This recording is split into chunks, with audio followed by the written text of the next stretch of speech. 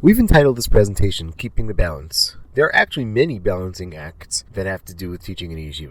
However, the underlying balancing act is respecting the culture while at the same time providing a quality education. At first, this may not seem like such a conflict. These look like smart kids. They have their culture. I'll learn it. We live in a multicultural society anyway, and I'll provide a quality education. To understand why the culture sometimes works against our educational goals, let's start with a parable. After a long life, a man went up to heaven. He was told that since you have been so virtuous, you have a chance to address the entire heavenly assemblage. What would you like to talk about? I'm a survivor of the Johnstown flood, he said. I would like to tell them about the destruction that went on, the devastation, and the impact. Anybody who I've told about this has never failed to be moved. That's fine, they said. Just understand, though, that there's one person in your audience who may not be so impressed. Who's that? He asked. That is Noah.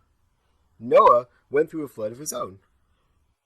The devastation was wide. The impact was forever. The destruction was almost complete. He may not be so impressed by your account. Moreover, Noah understood that what he was going through was divinely ordained, because God told him exactly why it was happening. Our students can tell you a lot about Noah's flood and many other biblical events, but that, pardon the pun, is just a drop in the bucket. They are tapped in to a vast body of knowledge which your average teenager would not dream even existed. You may be familiar with the image of Moses descending Mount Sinai holding the 10 Commandments he had received.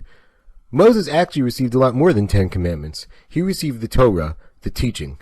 This consists of the Bible, or the Scriptures, the written Torah, as well as an oral tradition of laws expounding on those expressed in the Torah as well as others, and an in-depth understanding of the Scriptures and events such as the flood of Noah and many others. This, in later years, was codified in writing, mainly in the Talmud. Walking into yeshiva to teach secular studies, we come armed with much knowledge and profundity. Nonetheless, we might soon feel like the survivor of the Johnstown flood trying to impress Noah. Our students have been exposed to Torah, which contains all this wisdom and profundity and then some. Our students are not experts, but they know that they are tapped into that pipeline of endless wisdom. Moreover, while secular studies are the discovery of many generations combined, the Torah is a pipeline to the divine truth from the one who knows all. Moreover, studying Torah is a religious activity which they are mandated to do. Every minute spent studying Torah is considered a good deed. How far does this religious mandate go? Joshua is told the answer.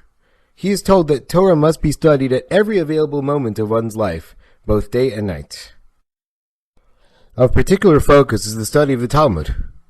The Talmud contains many of the laws relevant to Jewish life and is complex and logically profound.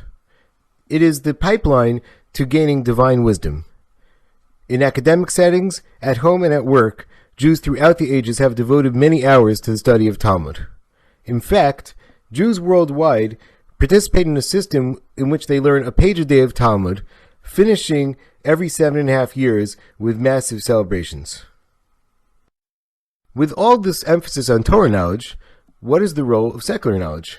This question is actually as old as the Torah itself. The rabbis expound from a biblical verse that there is a practical limitation on the mandate to study Torah day and night, which is that one must stop in order to make a living. Most of us nowadays do not gather corn for a living, rather we're doctors, lawyers, teachers, accountants, and other professionals. As a result, we need a secular education in order to be able to function in today's world.